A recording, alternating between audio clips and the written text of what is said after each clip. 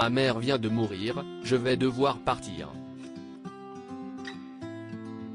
C'est le 30 avril 2015 que, le cœur lourd, Elisabeth Borne a annoncé le décès de sa mère à Ségolène Royal, à l'époque ministre de l'écologie, dont elle était la directrice de cabinet. Marguerite Borne est décédée à la suite d'une erreur médicale. Cette maison beaucoup plus humaine que la précédente était moins médicalisée, expliquera plus tard sa fille dans les médias. La chef de l'exécutif devait alors quitter son poste et se rendre à la mairie du 19e arrondissement pour remplir une déclaration de décès. Mais quelle ne fut pas la surprise d'Elisabeth Borne quand elle entendit la réponse de sa patronne: « Ah mais ce n'est pas possible, j'ai organisé votre pot de départ », s'était-elle offusquée. Estomaquée par la réponse de la ministre, Elisabeth Borne s'est retrouvée décontenancée. « Madame la ministre, vous n'avez pas bien compris. Ma mère est morte. Il faut que j'y aille », a-t-elle insisté. « Mais vous irez après », lui a répondu l'ancienne ministre de l'écologie.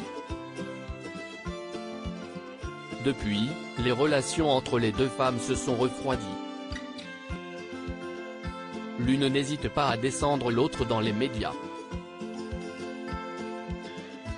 Honnêtement, Ségolène Royal a d'énormes qualités à côté de ses énormes défauts. Elle a eu des intuitions avant tout le monde, avait reconnu l'actuelle première ministre. Supérieur à Elisabeth Borne, Bruno Le Maire.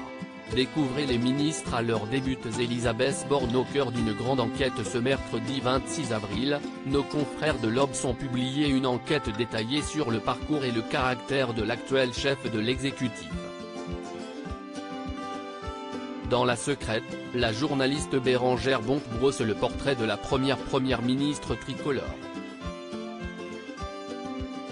Une première, puisque jusqu'ici, aucun ouvrage n'avait été dédié à Elisabeth Borne. Mais le climat politique actuel, et plus particulièrement la lutte contre la réforme des retraites, a achevé de faire de son mandat l'un des plus marquants de l'histoire de la Ve République. Que l'on soit supporter ou détracteur. Article écrit en collaboration avec 6 médias Crédit Photo, Stéphane Le Mouton.